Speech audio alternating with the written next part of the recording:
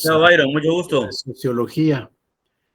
Vamos a seguir desarrollando el curso, vamos a seguir avanzando en esta temática, pero ¿alguien tiene alguna duda, alguna inquietud, algún comentario? Jorge Sí, Polanco.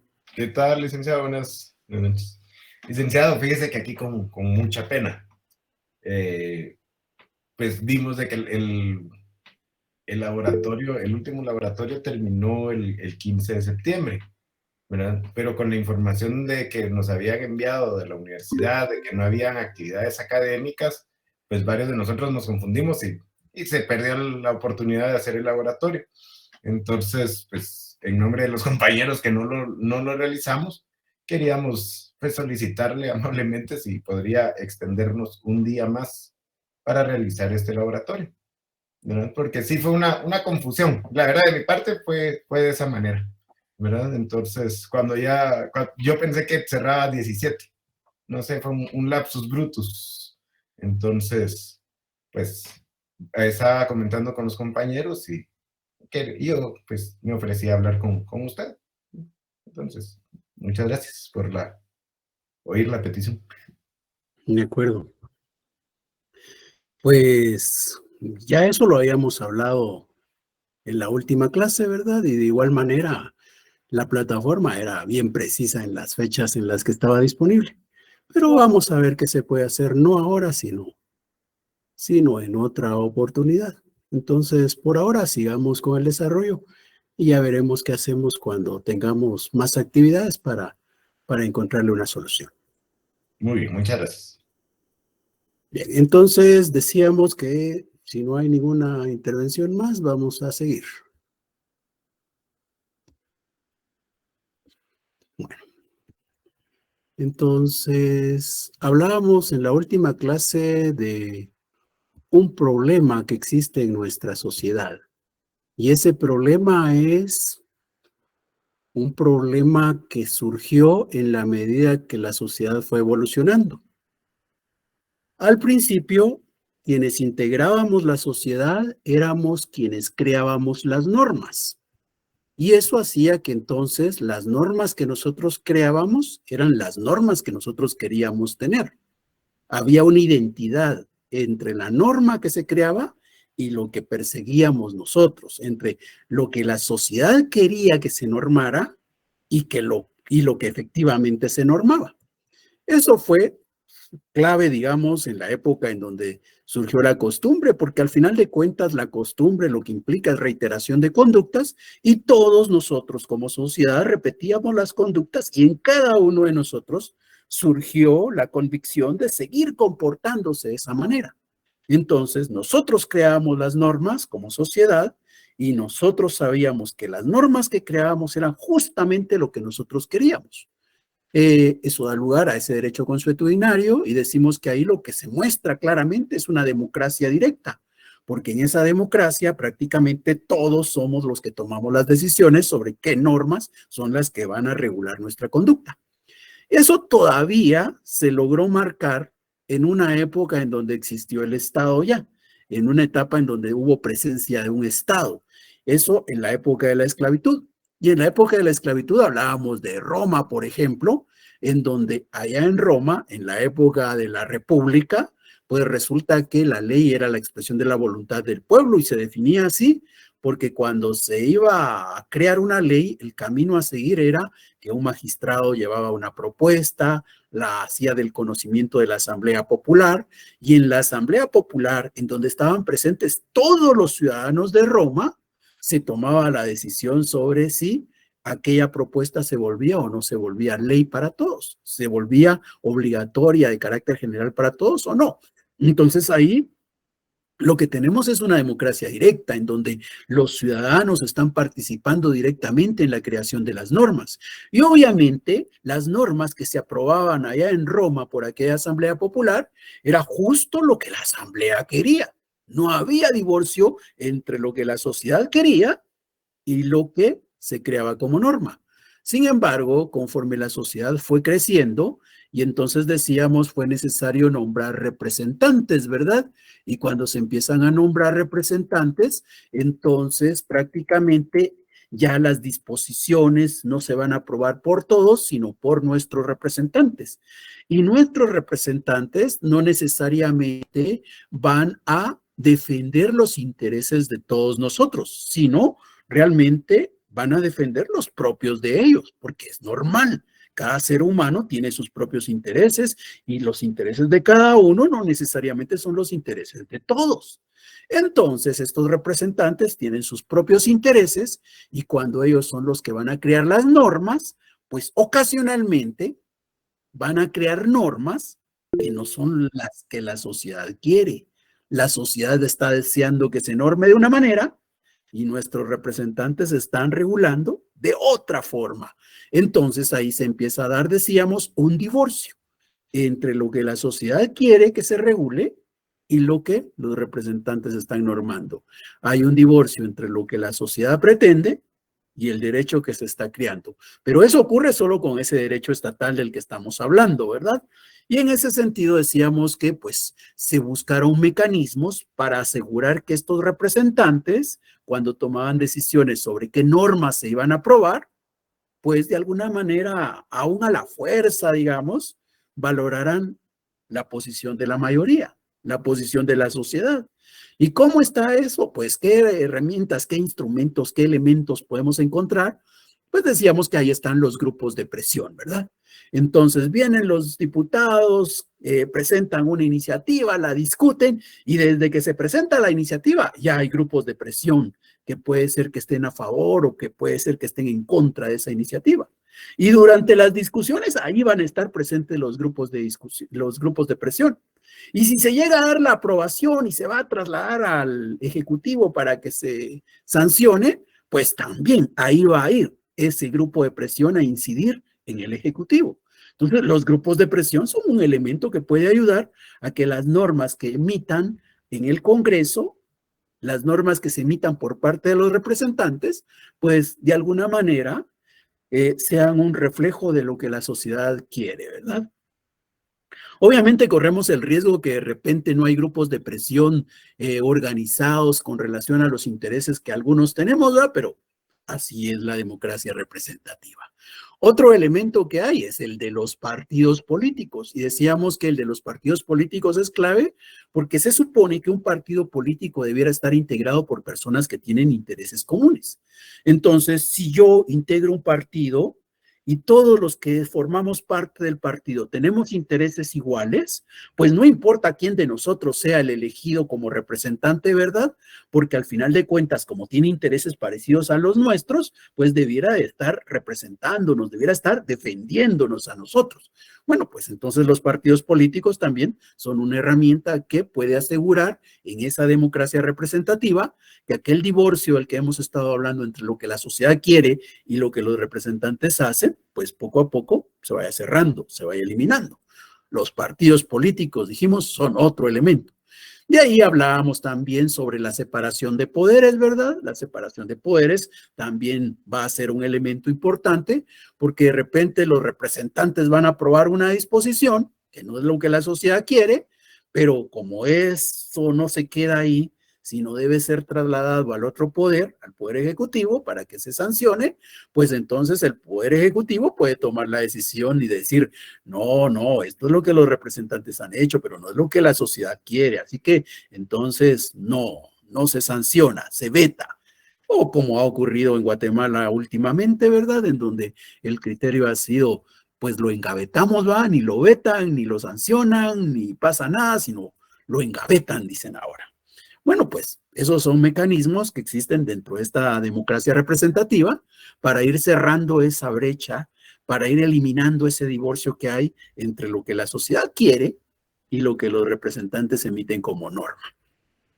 Bien, de igual manera tenemos el principio de legalidad como una herramienta importante acá, ¿verdad? ¿Por qué? Porque los diputados son los que pueden crear las normas, pero las normas que van a crear los diputados pues tienen que obedecer a una estructura normativa, ¿verdad? A una jerarquía normativa. Entonces, los diputados, por ejemplo, en el caso de Guatemala, no pueden emitir una norma de carácter ordinario, porque está emitida por el Congreso de la República, que sea contradictoria con la Constitución Política de la República. Entonces, ¿qué es lo que tenemos ahí? Que los diputados son libres para poder hacer sus propuestas, para discutir, para aprobar una iniciativa y convertirla en ley, pero siempre están dentro de un marco del cual no se pueden salir. Y ese marco lo está dando en este contexto la Constitución Política de la República y otras leyes de carácter constitucional. Entonces, esas son herramientas que existen dentro del contexto de la democracia representativa para ir cerrando esa brecha que hay entre lo que la sociedad quiere y lo que los representantes podrían estar aprobando. Bien, pero decíamos que siempre en el camino de ir corrigiendo esa deficiencia que tenemos como sociedad, surgió el concepto de la democracia participativa. ¿Y qué pasa con la democracia participativa? La democracia participativa lo que busca es, digamos, como intentar volver a lo que se tuvo al principio. Decíamos al principio, las personas directamente eran los que decidían, los ciudadanos eran los que tomaban la decisión sobre qué es lo que debía convertirse en ley. Luego fueron nuestros representantes. Surgió el divorcio entre lo que aquellos aprobaban y lo que nosotros podríamos estar queriendo. Bueno, pues ahora tenemos el tema de la democracia participativa, en donde la democracia participativa lo que va a buscar es que esta sociedad tenga la posibilidad de incidir de manera más directa en la creación de las normas. Entonces, por ejemplo, ¿cómo podemos como sociedad participar? ¿Cómo podemos como sociedad incidir más directamente en la creación de las normas? Bueno, pues para eso podemos encontrar algunos ejemplos dentro de nuestra Constitución. ¿Se recuerdan ustedes de quiénes tienen iniciativa de ley? ¿Se recuerdan de cómo nosotros como sociedad podríamos hacer uso de una iniciativa de ley? ¿Alguien se recuerda de lo que dice la Constitución al respecto?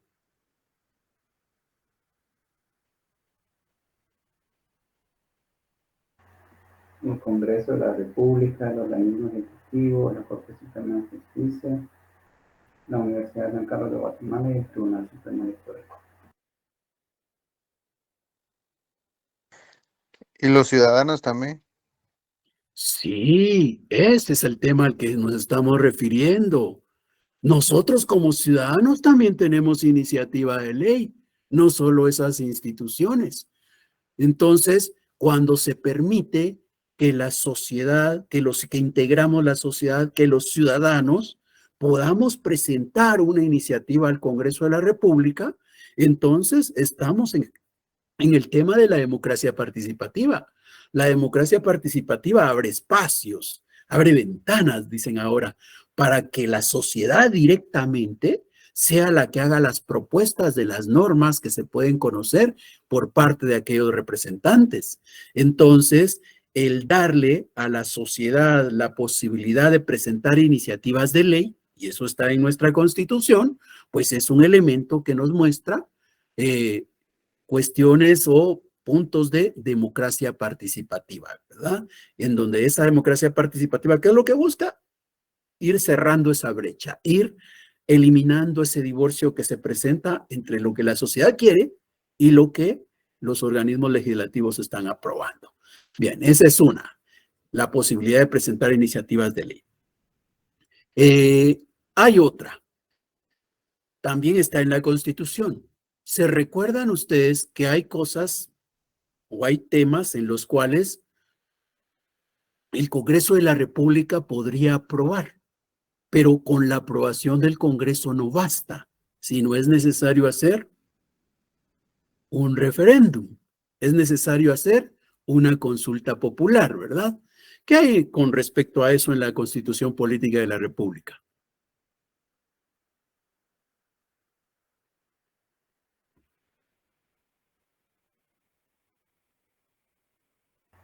Las reformas de la Constitución. Algunos artículos de la Constitución no pueden ser reformados por el Congreso de la República directamente, ¿verdad? Sino tiene que someterlos, una vez discute y aprueba, pues tiene que someter esa disposición a una consulta popular.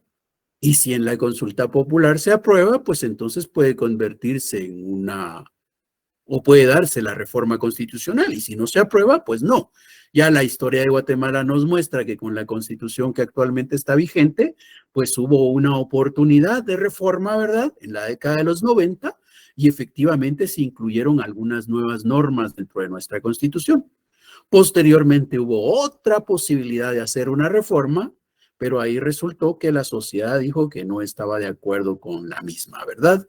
Una característica que hemos tenido con nuestras reformas es que no es de que artículo por artículo vayamos diciendo estamos de acuerdo con la modificación de este, pero no estamos de acuerdo con la de este otro, y con la de este sí, con aquel no, ¿verdad? Sino es todo un conjunto, o sí o no, un sí o un no a todo. Entonces, así es como se ha dado en la historia de Guatemala. Pero ese es otro elemento, esa es otra herramienta que ofrece la democracia participativa. Entonces, dentro de la democracia participativa está la posibilidad de que sea la sociedad la que al final de cuentas va a tomar la decisión sobre algunas disposiciones que podrían entrar en vigor para regular esas relaciones. Entonces tenemos dos elementos ahí.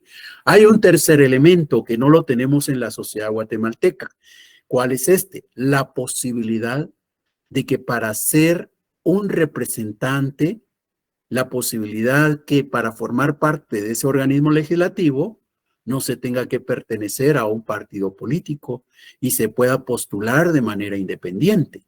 Entonces, esa posibilidad todavía no existe en Guatemala, ¿verdad? Hoy, si uno quiere ser diputado, pues tiene que estar en un partido político y formar parte de una lista y esperar que lo voten, ¿verdad? Si no, no es posible.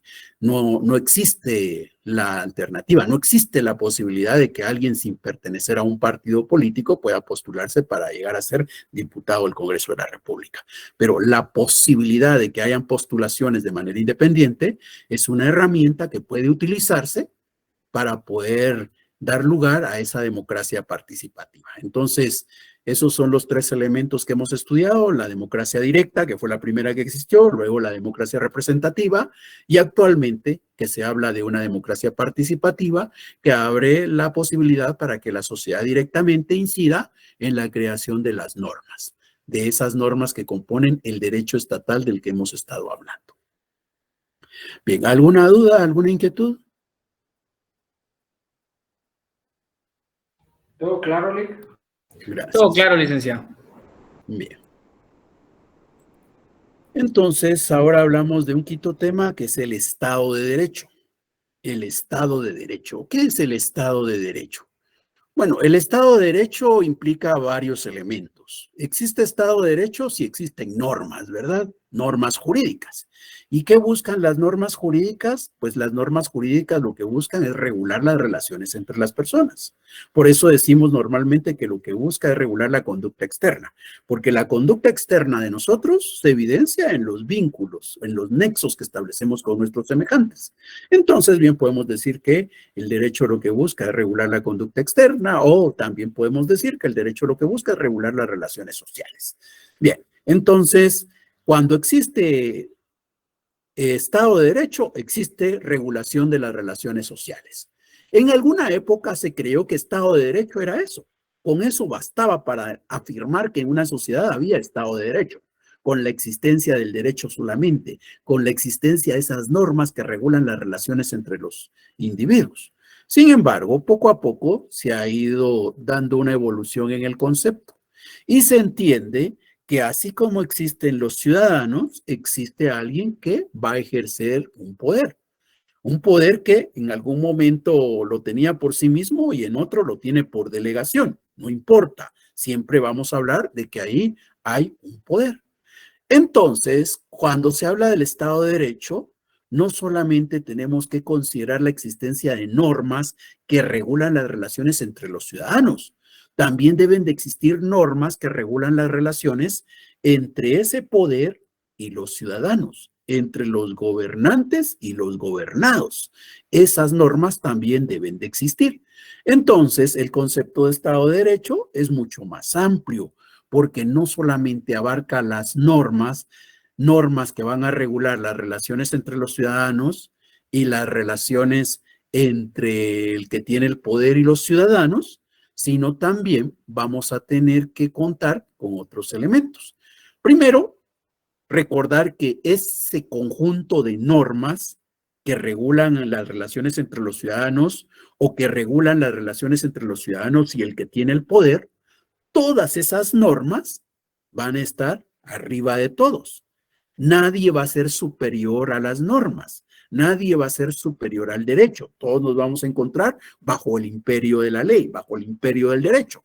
No importa si tiene poder político de carácter ejecutivo, de carácter legislativo, o si solamente es un ciudadano como cualquiera, todos van a estar bajo ese imperio. Entonces, ese es otro elemento que encierra el Estado de Derecho. Entonces, el Estado de Derecho no solamente son normas que regulan los ciudadanos, normas que regulan las relaciones entre el poder y los ciudadanos, sino también es un conjunto de normas que jerárquicamente se encuentra en una situación superior, que todos se encuentran bajo el imperio del derecho. Pero además de eso, también se necesita que existan procedimientos e instituciones que busquen resolver los conflictos que se puedan dar en aquella regulación.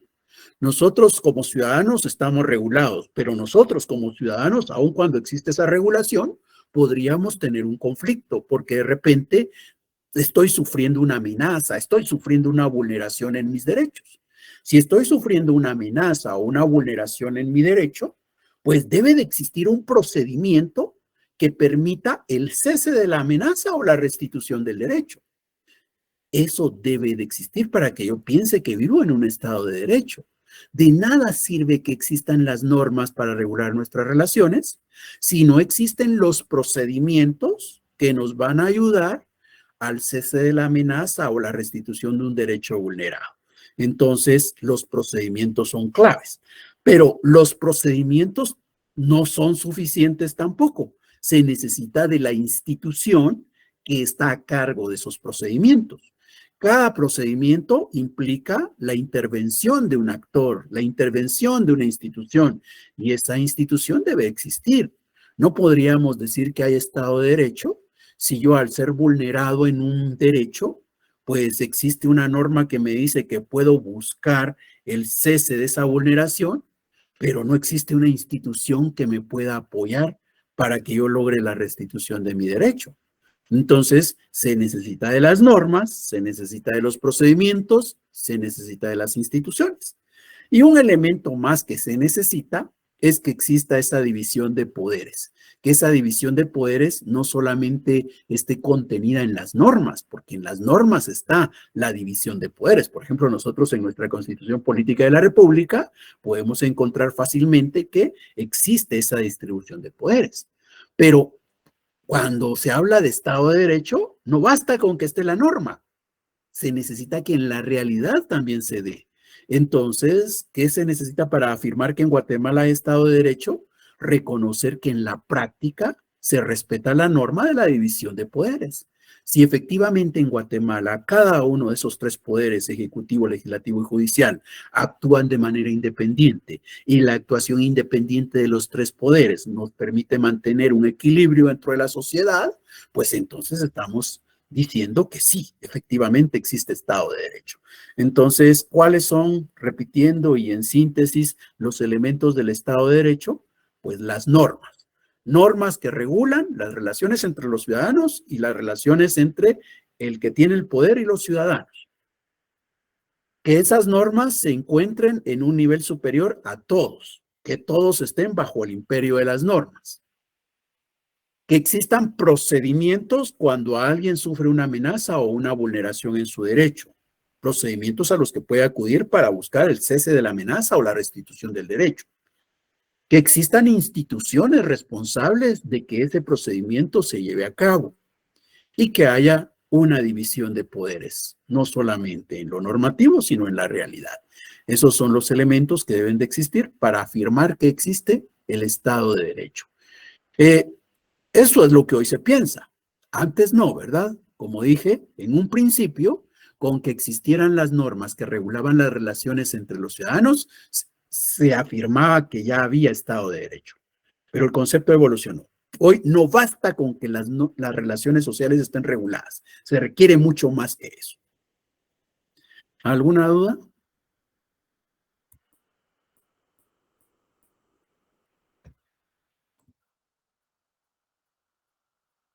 Bien.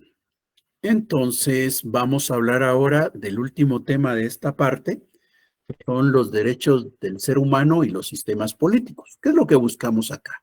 Pues vamos a identificar los sistemas políticos. ¿Y cuáles son esos sistemas políticos? Pues vamos a hablar de 3 sistemas políticos.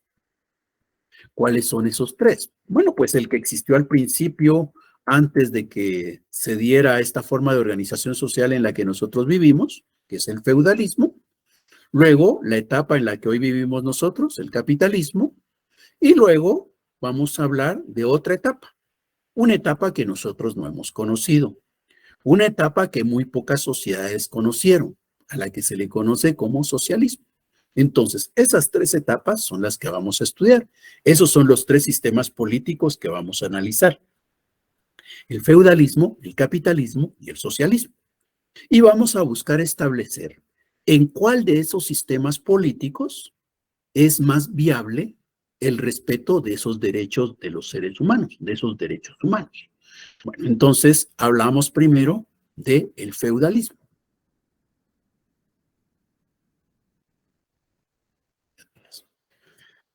¿Qué pasa en la época del feudalismo? ¿Se recuerdan? En la época del feudalismo no vamos a decir que existía igualdad. Entonces, no existe la igualdad. ¿Por qué no existe la igualdad? Porque aquí hay que recordar que la igualdad tiene 2 acepciones, 2 contextos en los cuales se puede analizar: la igualdad formal y la igualdad real. La igualdad formal tiene que ver con el derecho. La igualdad real tiene que ver con nuestras actuaciones del día a día, con lo que efectivamente tenemos, ¿verdad? Entonces diríamos que formalmente nosotros hoy decimos que somos iguales porque nadie es superior a la ley. Y si nadie es superior, quiere decir que todos estamos abajo. Y si todos estamos abajo, todos somos iguales. ¿Ya? En la época del feudalismo, esa igualdad formal no existía. No existía esa igualdad formal porque no todos estaban bajo la ley. Había alguien que era la ley y que, como era la ley, entonces estaba en la parte superior.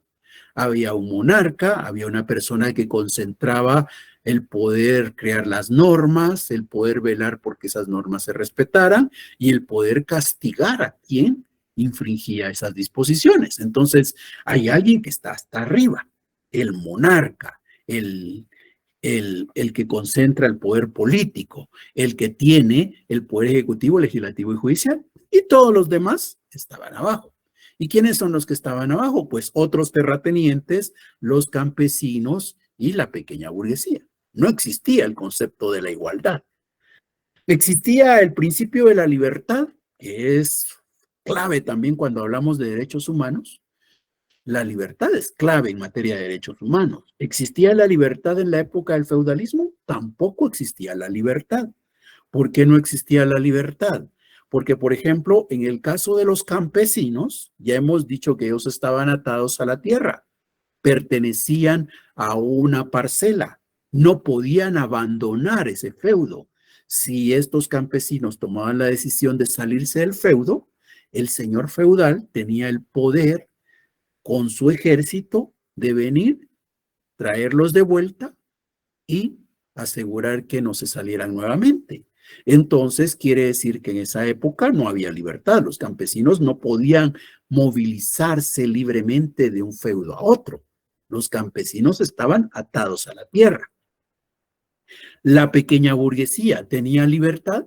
Tampoco existía la libertad en las actividades comerciales o en las actividades artesanales. ¿Por qué no había libertad?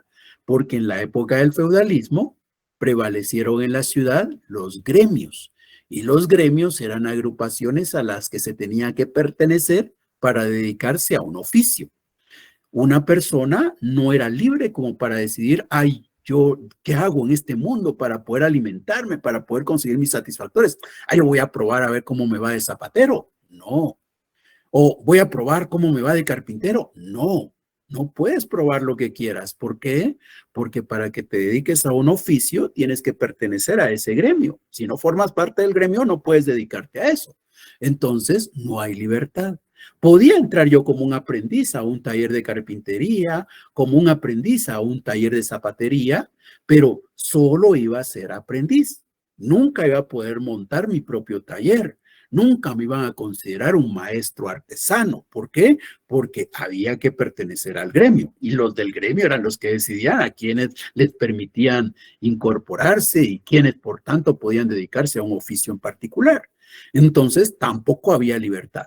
Nos damos cuenta, no hay libertad ni en el campo ni en la ciudad. Ya antes dijimos, tampoco había igualdad. Esa es la característica de este feudalismo. Ahora, ese feudalismo, definitivamente bajo ese contexto, si no existe la igualdad ante la ley, si no existe la libertad, pues tampoco podemos pensar que es el ambiente propicio para que se den el respeto o la realización de los derechos de los seres humanos, ¿verdad? Bueno, pero sabemos que esa etapa quedó atrás y llegamos a la etapa en la que nosotros vivimos, la sociedad capitalista. ¿Qué ocurre en esta sociedad capitalista en la que nosotros vivimos? Bueno, pues hay que recordar que el salto del feudalismo al capitalismo se puede ilustrar cuando hacemos un análisis de la Revolución Francesa. La Revolución Francesa, la primera Revolución Francesa, implicó una lucha entre la pequeña burguesía francesa y los terratenientes franceses, los señores feudales franceses. Los señores feudales y la pequeña burguesía francesa se enfrentaron. Ahora, ¿cuál era el lema de esa Revolución Francesa? La Revolución Francesa promovía el lema de libertad, igualdad y fraternidad. 3 palabras claves se encerraban prácticamente en su lema: libertad, igualdad y fraternidad. Cuando hablaban de la libertad, ¿por qué buscaban la libertad? Ya lo hemos dicho en otras ocasiones. Buscaban la libertad, en el caso del campo, para que los campesinos ya no estuvieran atados a la tierra, tuvieran que salir de la finca, y al salir de la finca, ¿a dónde iban a ir? A la ciudad. Y cuando llegaban a la ciudad, ¿de qué iban a vivir? Porque los campesinos eran personas que no tenían recursos. No es que, ay, me voy a la ciudad y ¿qué? Ah, pues me llevo todos mis medios para producir o mis medios para subsistir. No. Cuando llegaban a la ciudad no tenían medios de producción, no tenían medios de subsistencia. ¿Y entonces qué? Pues lo que les quedaba era entrar a los talleres. Obviamente al principio no lo hicieron de manera voluntaria, porque los campesinos llegaban a la ciudad y llegaban con temor.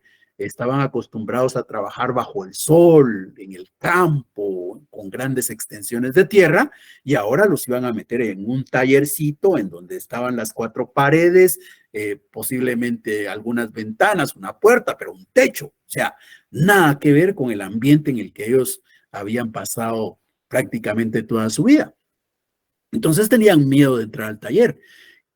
Por eso fue que se necesitó de un derecho, se necesitó de ciertas normas que castigaran a las personas que andaban por las calles deambulando y que no tenían trabajo.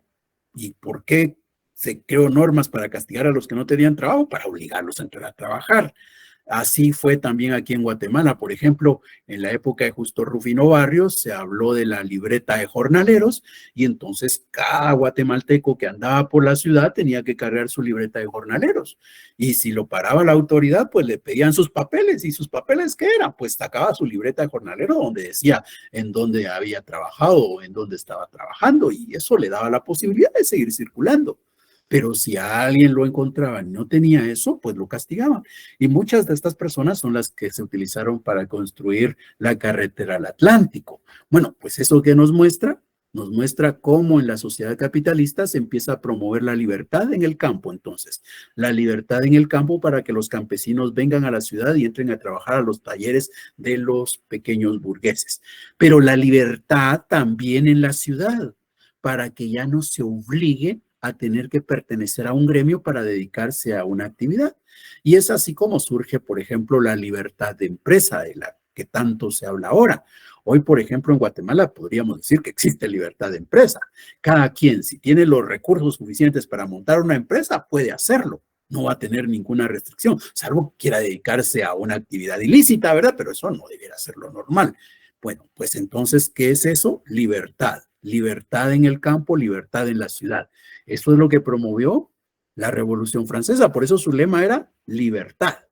Pero esa libertad tenía una razón de ser, ¿verdad? Era algo que les convenía a ellos. Por eso provocaron la libertad. Provocaron hablar de la libertad. Bueno, ahora, siempre en ese contexto de la libertad. Vamos a hablar de la igualdad más adelante. Por ahora seguimos con la libertad.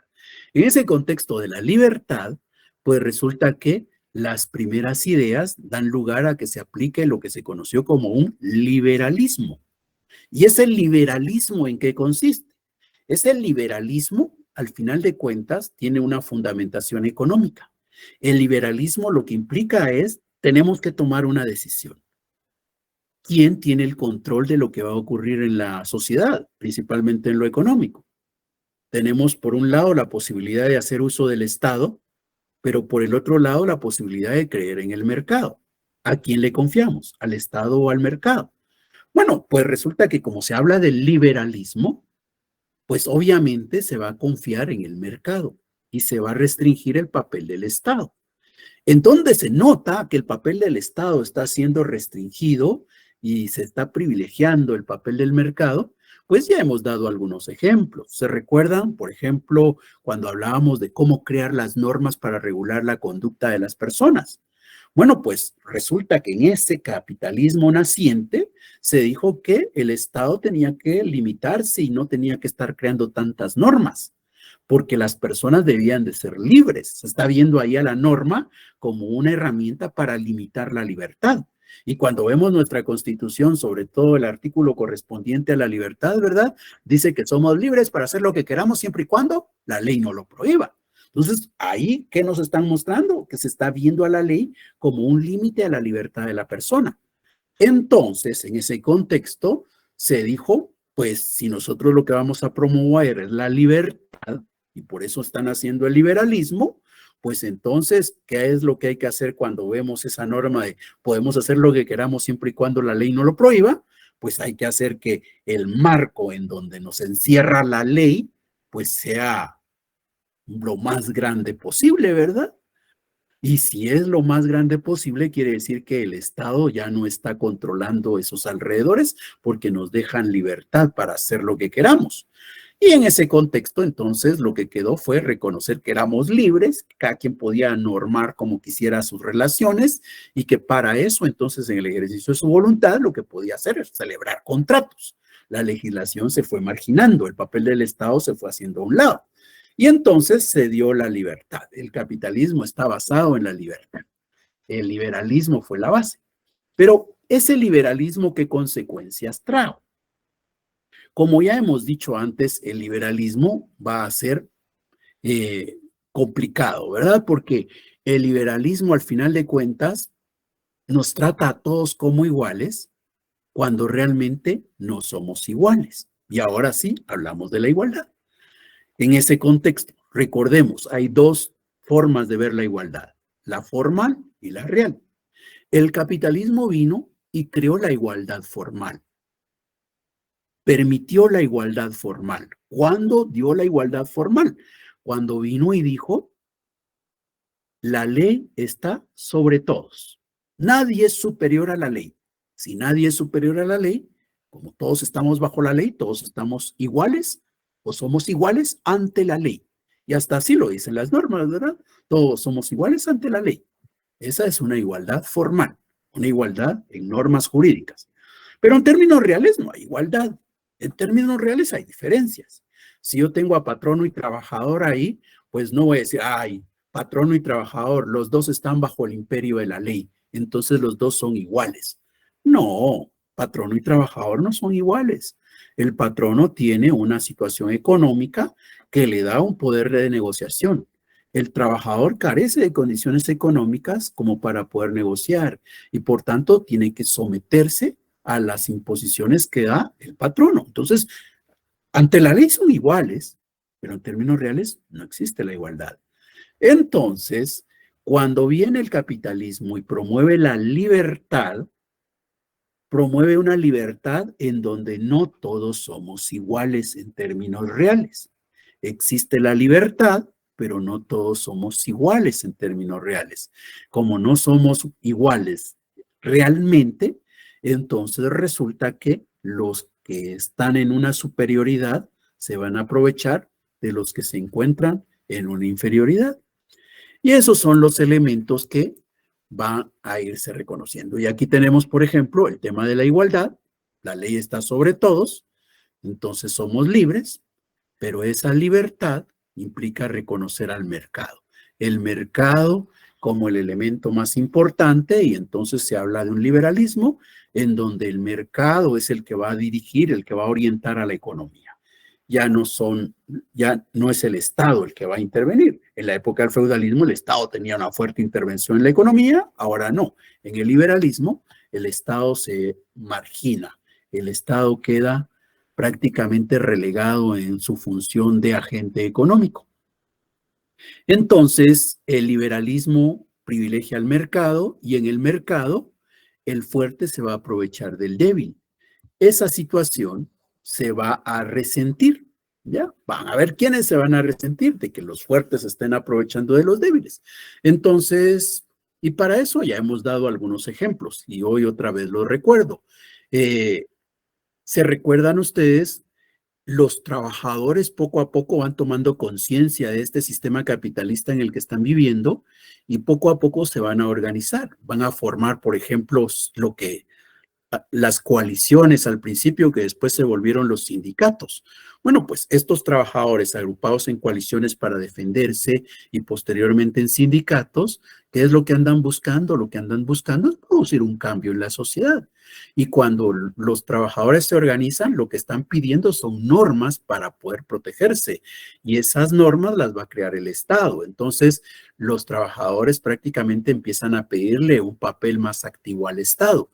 Empiezan a pedir una intervención. Entonces, en esta misma sociedad capitalista basada en la igualdad y en la libertad, poco a poco esos grupos débiles empiezan a organizarse y a ejercer una presión para que se dé un intervencionismo, una intervención por parte del Estado. Ahora, la intervención del Estado, ¿cómo puede ser? Hay dos tipos de intervención acá. Hay una intervención que se va a dar dentro de esta misma sociedad y hay una intervención que va a dar lugar a que se cambie a otro sistema. En nuestra sociedad contemporánea el Estado interviene. ¿Cómo hemos visto la intervención del Estado? Bueno, pues el Estado interviene para proteger a los sectores débiles o vulnerables. ¿En dónde lo vemos? En el Código de Trabajo, ¿verdad? El Estado vino, creó el Código de Trabajo y toda una serie de instituciones orientadas a proteger los derechos de los trabajadores. Entonces, ¿qué tenemos ahí? Intervención del Estado. Hay un Instituto Guatemalteco de Seguridad Social. También el Estado intervino y dijo, bueno, pues no es lo mismo que se enferme un patrono a que se enferme un trabajador. Entonces, ¿qué es lo que podemos hacer? Pues de alguna manera hay que apoyar al trabajador, hay que proteger al trabajador, hay que tutelar al trabajador. ¿Y cómo lo hacemos? Pues vamos a crear un instituto que le pueda apoyar al trabajador cuando vive una situación complicada y peor todavía si es consecuencia de que se ha enfermado o ha sufrido un accidente por el trabajo. Entonces se crea el ICS. ¿Esto qué nos muestra? Intervención del Estado también. Esa intervención del Estado, por ejemplo, es la que en algún momento en otras latitudes da lugar a la existencia de un seguro por desempleo. Entonces, si hay una persona que se queda sin trabajo, sabemos de la debilidad que sufre el trabajador y al quedarse sin trabajo se vuelve más vulnerable, porque entonces teniendo hambre y sin trabajo va a tener que aceptar las condiciones que se le impongan. Entonces, ¿qué es lo que hay que hacer? Hay que fortalecer al trabajador. ¿Cómo lo podemos fortalecer? Pues démosle un seguro para que por lo menos logre sobrevivir algunos meses en tanto logra ubicarse. Que no se vea obligado a que la primera puerta que se le abre, ni modo, no es la que le gusta, no es la que quiere, no es la mejor, pero como no hay otra opción, entra inmediatamente porque el hambre lo está afligiendo. No, pues démosle un seguro que le permita obtener un ingreso y que le dé la posibilidad de y que poco a poco él vaya estableciendo cuál es el mejor lugar en donde puede trabajar. Entonces, esos seguros de desempleo que existen en otras partes del mundo, pues eso es lo que busca, intervención del Estado para poder apoyar a los trabajadores en esa situación de debilidad. Aclaro que no solo a los trabajadores se les debe apoyar o se les debe proteger, sino a todos los grupos vulnerables en general, ¿verdad? Pero a veces es mucho más fácil entenderlo cuando centramos la atención en los trabajadores. Pero son todos los grupos sociales los que en general se han organizado para exigir el reconocimiento de sus derechos. Bueno, pues entonces, en ese contexto estamos viendo que la intervención del Estado se dio en Guatemala, la intervención del Estado se da en los Estados Unidos, se da en Europa. Por ejemplo, resulta que en ese mismo contexto de que los trabajadores y sus familias se enferman y no es lo mismo que la familia del patrono sea la que se enferma porque él sí tiene recursos para pagar un servicio hospitalario o en un sanatorio, mientras que resulta que el trabajador no, pues entonces el Estado viene y va a crear programas de salud para poder apoyar a esas familias. O, por ejemplo, en el tema de educación, no es lo mismo que una persona que tiene recursos esté pensando en dónde puede estudiar su hijo, a que tengamos a una familia sin recursos, que obviamente bajo esas circunstancias se preocupa más por las necesidades básicas y deja al margen la educación. Entonces, ¿qué podemos hacer? Pues podemos crear programas en donde se dé asistencia para que por lo menos existan escuelas, institutos en los cuales se puedan formar los hijos de estas personas. Entonces, ¿qué nos muestra eso? Intervención del Estado. Entonces, nos damos cuenta cómo la desigualdad real es la que da lugar a que se organicen los grupos vulnerables y empiecen a exigir un mayor papel del Estado. Y ese mayor papel del Estado implica mayor intervención. Esa intervención se sigue dando dentro de nuestra sociedad capitalista, porque no se ha dado ningún cambio de estructura. Es la misma sociedad capitalista. Es ejemplos de Guatemala, de Estados Unidos o de Europa los que hemos planteado. No hay un cambio repentino en la estructura. Pero eso porque algunas veces los trabajadores, si bien es cierto, se organizaron y presionaron, no eran tan fuertes como para provocar un cambio radical. Pero hay otras partes en donde, digamos que la organización fue más fuerte, la lucha fue más radical, y entonces se consideró que es buena la intervención del Estado, pero hay que ir más allá de esta sociedad. Y es así como se pasó a una estructura diferente, que es el socialismo. Pero eso tiene otros detalles que por ahora no lograremos avanzar del todo. Entonces, nos vamos a quedar acá y seguiremos con esta explicación en la próxima clase, el día viernes, siempre a las 18 horas. Entonces, salvo que tengan alguna duda, si no, nos quedamos acá y estamos nuevamente el viernes. Muchas gracias, licenciado. Gracias, licenciado. Buenas tardes. Gracias, licenciado. Todo claro. Gracias, licenciado. Feliz Feliz noche. noche, licenciado. Buenas noches. Buenas noches. Buenas noches. Buenas noches, licenciado. Igualmente, Feliz noche. igualmente, Buenas noches, licenciado. igualmente.